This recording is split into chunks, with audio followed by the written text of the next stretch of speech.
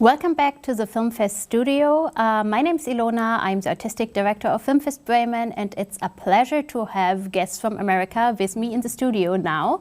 They are from the film Donut Chase, a comedy film that features in our humor and comedy competition this year. And I'm very happy to have with me Valerie Lazard and Brian Fitzgerald. They are both starring in the film and also have written the script and have been involved in the making of this film in every aspect. So welcome, both of you. Hi, thanks so much for having us. Thank you for joining your morning with me.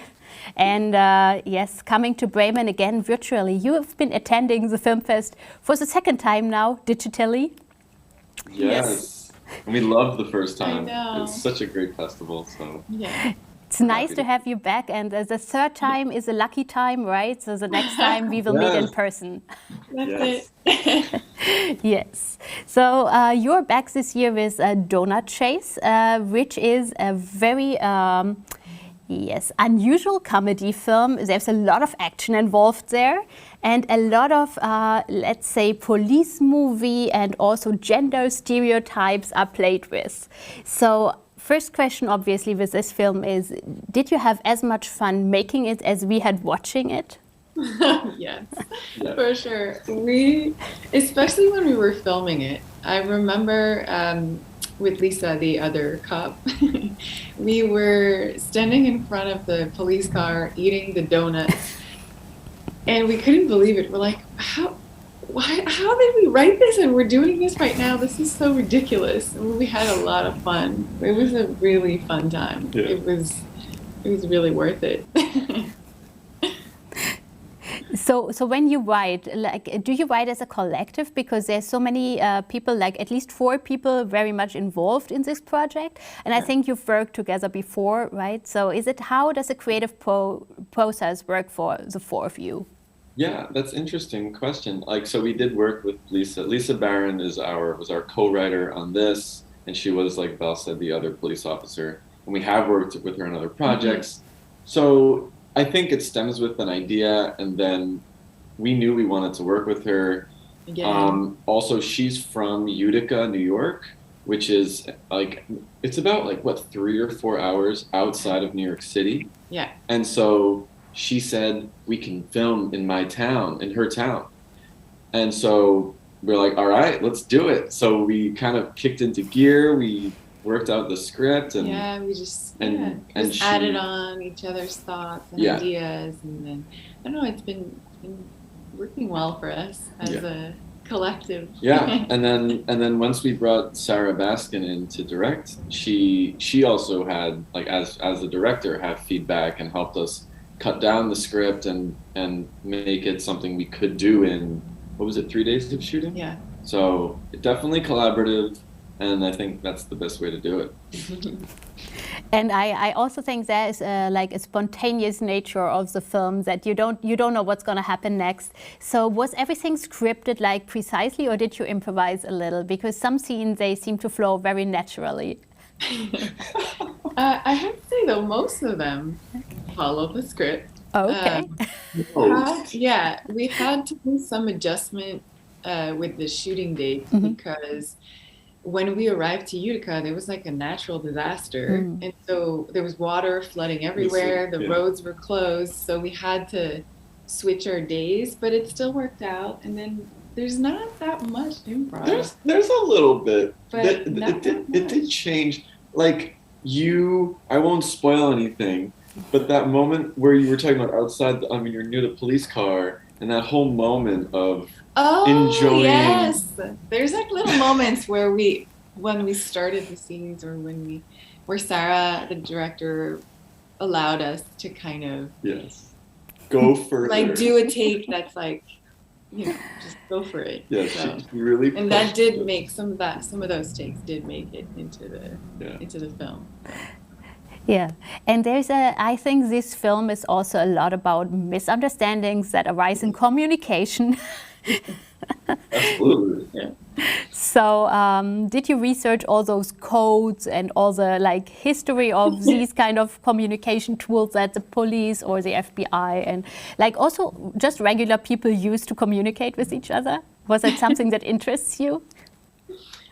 Well, we did look up the police codes, that's Yeah, for sure. We tried for sure. to figure out what could be said and what would be Or the accurate. right codes. But And then, yeah, go ahead. I don't know. It was definitely part of our goal to like explore the misunderstandings that people have and how they can get offended or confused or over something that is just a misunderstanding. So, And for me, obviously, you have these two lady police officers, and you have the two FBI guys, and it's also a bit of like a men versus women thing because of it. So that whole gender dynamic and those also stereotypes that are kind of played with and sometimes turned on its head. So was it something in developing the characters that you wanted to explore a little? yeah, for sure. For sure. Yeah. Definitely. So I'm glad that came through. Absolutely. This is one of like the favorite aspects of the jury as well when we were selecting like the committee that watches all the films that really like that aspect of the movie as well. And also just the speed with which you tell the story, and until the very end you don't know how it's gonna turn out, right? So we're not gonna spoiler this here. But let's just say there is a final twist. Yes, we could say that.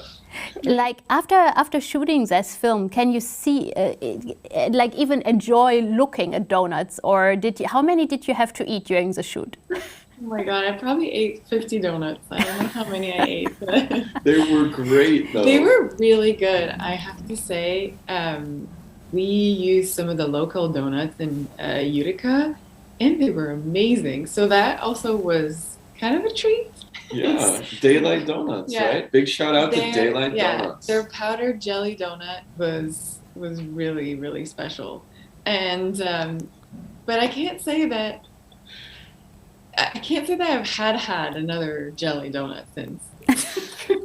Really. I've had different kinds, but not a jelly donut. But should I ever be in this area, I will gladly take your recommendations for the best place to go for donuts. Yes. Yeah, we went through many a box of donuts. Yeah. So what next projects do you have in store? Are you already working on follow-up? I think you're pretty comfortable in the comedy section of the film world. Is that something you continue to do? We plan to. We have other projects that we will be probably starting eventually. We've been in the writing process, but we do have another film that we're about to finish in like 2 weeks, but it's not a comedy this time. Oh. It's a drama, and it's based on a French-Canadian play called Les Calinchis, and it's about grief and suicide and how we all need connection and a hug, really. Wow. Yeah. Yeah. Yeah, I like how diverse you are in the topics and the issues you address. And sometimes with humor, it's also a way to tell like difficult topics, to approach it from a different angle. But I also like the serious side of you. I'm looking forward to watching the film. And I hope you will be back. Maybe, like I said, third time is the lucky time in person at Filmfest Bremen at another year. But thank you for joining the studio today, and I wish you best of luck for the competition in the humor and satire category this year. Thank you so much. Thank you so much. We can't wait to watch all the other films and to experience it virtually for this year. And eventually be there in person. Yes. It will happen, and then we'll make sure to show you all the places to get the best Bremen sweets and treats, and you can compare them. You bring us some donuts, and we have a deal. Excellent. Perfect. Thank you. All right, thank you. Thank you. Goodbye.